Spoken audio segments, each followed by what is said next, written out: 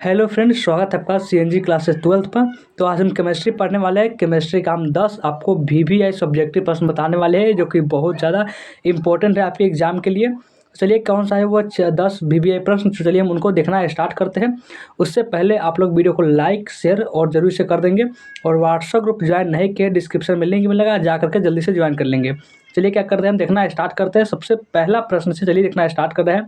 देखिए सबसे पहला प्रश्न क्या कर रहा है कि आरएनए के 4 प्रमुख कार्यों को लिखें।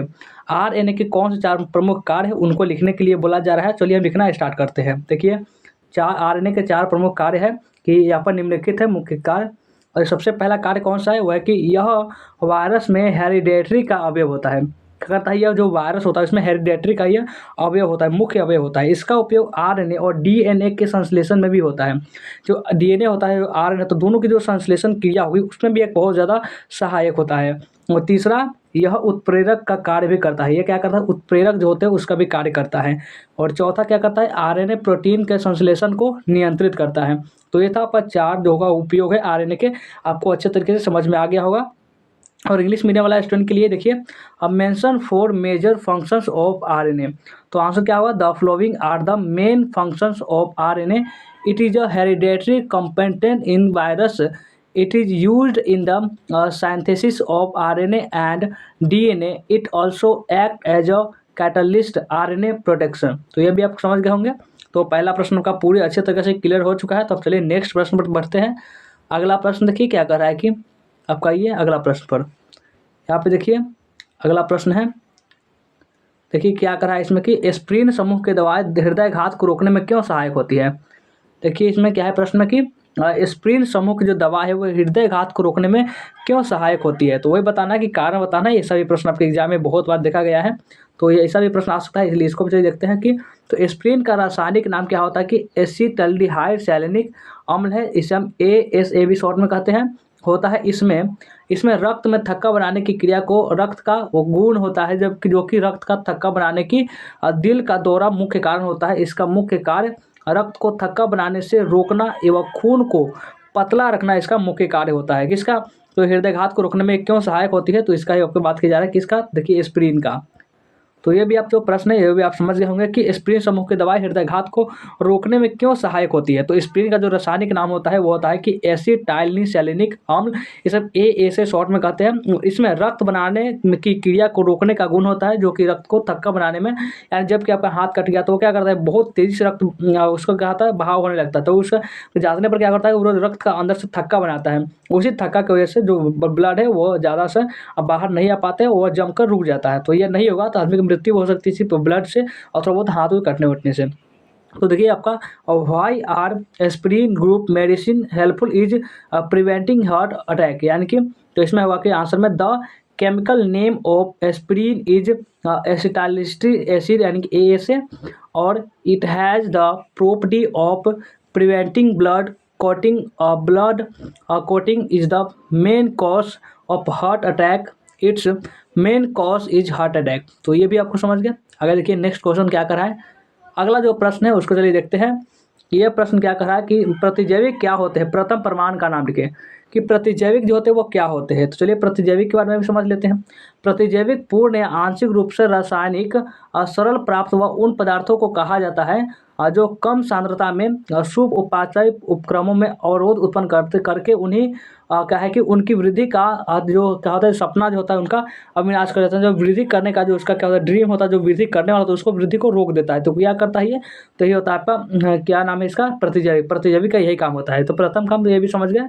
और देखिए इंग्लिश वाले मीडिया वाला स्टूडेंट के लिए कि what are antibodies, write the name of the first evidence, यानी कि आंसर में लिखा होगा कि antibodies are those substance which are completely और partly chemically simple and which in low concentrations work by obstructing the metabolic process of the organism and the destroy their growth। तो ये भी आप हो गया। देखिए नेक्स्ट अब अगला प्रश्न क्या कर रहा है।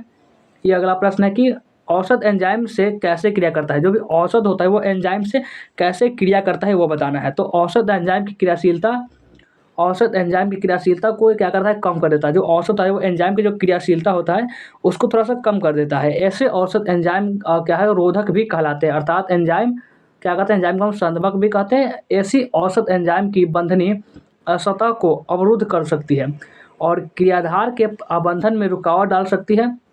अर्थात ये एंजाइम के उत्प्रेरक कार्य में क्या करती है कि अवरोध उत्पन्न करती है, इसमें बाधा बन जाती है उसके कार्य में। तो how do drugs react with enzyme? The drug reduce the activity of enzyme. Such drugs are also called enzyme inhibitor. That is, they are called enzyme inhibitors. Such drugs can block the bleeding state of the enzyme and interfere with the binding of the substrate. तो ये भी आपको हो गया clear. तो next आइए, अगला प्रश्न देखिए क्या कर रहा है। अगला प्रश्न, कृत्रिम मधुरक क्या है, दो उदाहरण लिखिए। कृत्रिम मधुरक जो कि पिछले साल आया हुआ था प्रश्न, पिछले साल नहीं आया हुआ तो उसके पिछले साल यानी कि ये पूछा गया है, क्वेश्चन बैंक जो होगा उसमें इसको देख सकते हैं कृत्रिम मधुरक को, ये ऐसे बहुत बार पूछा ही जाता है।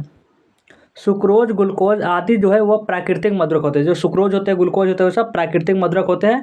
इनके उपयोग से कैलोरी मान जो है बढ़ता है। आर्थोसल्फोबेंजामाइड जो सैकरीन भी कहलाता है, यह लोकप्रिय मधुरक है। यह सुक्रोज से लगभग 550 गुना अधिक मीठी होती है, यानी सुक्रोज से बहुत ज़्यादा क्या करती है, मीठा होता है। और यह शरीर में अपवर्तित रूप से ही मूत्र के साथ उत्सर्जित हो जाती है। यह सेवन के पश्चात पूर्णतः अक्रिय और अहानिकारक प्रतीत होती है। इसका उपयोग मधुमेह के रोगियों एवं उन व्यक्तियों के लिए जिन्हें कैलोरी अंतर्ग्रहण पर नियंत्रण की आवश्यकता है अत्यधिक महत्वपूर्ण होती है। एस्पार्टम, सुक्रोज था एलिटम जो है इसका उदाहरण है।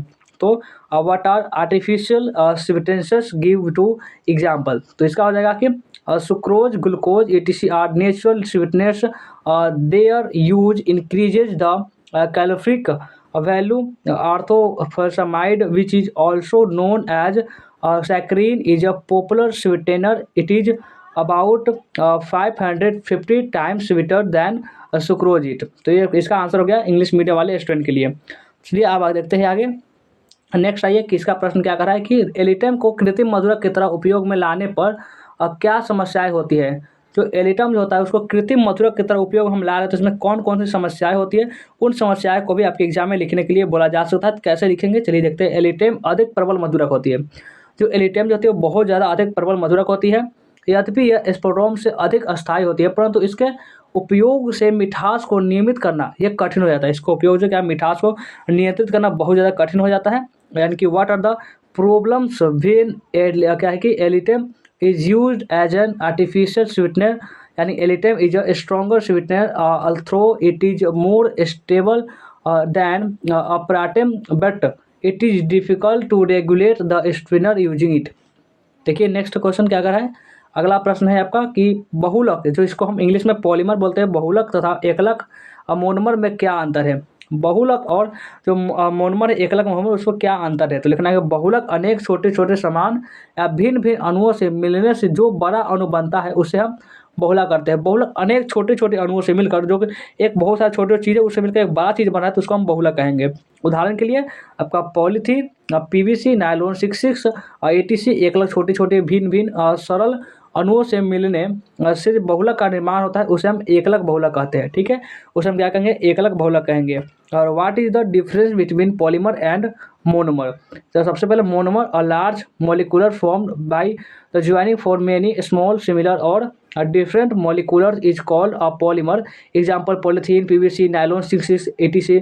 और monomer a large molecular formed by the joining for small different simple molecular is called a polymer. ठीक है, यहाँ तो कोई दिक्कत तो नहीं होगा। और एक बार शेयर नहीं कर रहे, शेयर भी करते रहेंगे। जल्दी आइए नेक्स्ट प्रश्न आइए। नेक्स्ट क्वेश्चन क्या कर रहा है इसको देखिए कि रबर के वलनीकरण के मुख्य उद्देश्य को लिखें। रबर के वलनीकरण के मुख्य उद्देश्य को लिखने के लिए आपसे कहा जा रहा है। कैसे लिखेंगे, लिखेंगे प्राकृतिक रबर नरम और मुलायम होता है। क्योंकि प्राकृतिक रबर जो होता है वो क्या करता है, नरम और मुलायम होता है। रबर के वलनीकरण को करने पर द्विबंधों की अभिक्रियाशील स्थितियों पर सल्फर तिर्यक बंध बनता है और इस प्रकार रबर कठोर हो जाता है। क्या, तो बहुत ज़्यादा ही कठोर होने लगता है रबर। और discuss the main purpose of vulcanization of rubber.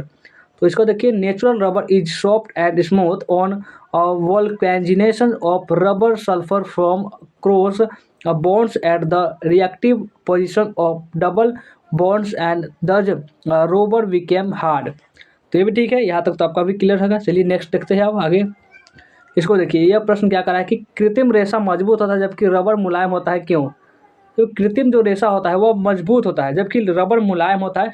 ऐसा क्यों होता है, यही आपसे पूछा जाए तो लिखना कैसे है कि ऐसा इनकी संरचना के कारण होता है। क्या कहता है, इनकी जो संरचना होती है उसके कारण होता है। रेशा के अणु एक दूसरे के निकट समांतर रूप से प्रतिबद्ध रहते हैं तथा अंतर आणविक बल द्वारा इनके अणु आपस में बंधे रहते हैं, जिसके कारण कृत्रिम रेशा काफ़ी मजबूत होता है, बहुत ज़्यादा स्ट्रॉन्ग हो जाता है, मजबूत हो जाता है। रबर के अणुओं में घुमावदार विन्यास होता है तथा इनके अंतर आणविक बल जो होता है वो कमज़ोर होते हैं, जिसके कारण रबर मुलायम होता है तथा इसके अणु एक दूसरे से क्या होते हैं, अलग होते हैं, या इसके क्या होते हैं, या फिसल जाते हैं। ये सभी कारण हो सकते हैं। और why is scientific fibre strong while rubber is soft, this happens due to their structure, the molecular of the fiber are arranged parallel to each other and their molecular are bound together by intermolecular forces due to which the artificial fiber is very strong। तो ठीक है, यहाँ पे समझ गए। चलिए देखते हैं आगे। अब आपका ये अंतिम प्रश्न है, लास्ट क्वेश्चन है, और ये आपका यही 10 प्रश्न आपका पूरा हो जाता है। देखिए आपका अंतिम प्रश्न क्या है, प्रति अम्ल क्या होते हैं, ऐसे कुछ यौगिकों का नाम बताइए जो प्रति अम्लों की तरह ही प्रयुक्त होते हैं। तो कौन कौन से नाम हो सकते हैं, उत्तर में पदार्थों जो अमाशय में उत्पन्न अम्ल के अत्यधिक अधिक को समाप्त कर देता है प्रति अम्ल कहलाता है। यह अमाशय के पीएच मान को संतुलित रखने का क्या करती है, काम करती है। तो ठीक है, कोई दिक्कत नहीं है। Magnesium hydroxide, magnesium carbonate, magnesium bicarbonate, aluminium phosphate आदि रासायनिक पदार्थों का प्रयोग प्रति अम्ल के रूप में ये सब करते हैं। और what are antacids name some compounds that are used as antacids, यानी कि आंसर में the substances which elements the excess acid produced in the stomach are called antacid. It work maintain the pH value of the stomach। Magnesium hydroxide, magnesium carbonate और sodium, ये सब हो जाएगा इसका example. तो आज का ये क्लास कैसा लगा हमें कमेंट करके बता देंगे, लाइक शेयर सब्सक्राइब सब कर लेंगे। चलिए वीडियो को एंड करते हैं, मिलते हैं फिर नेक्स्ट वीडियो में।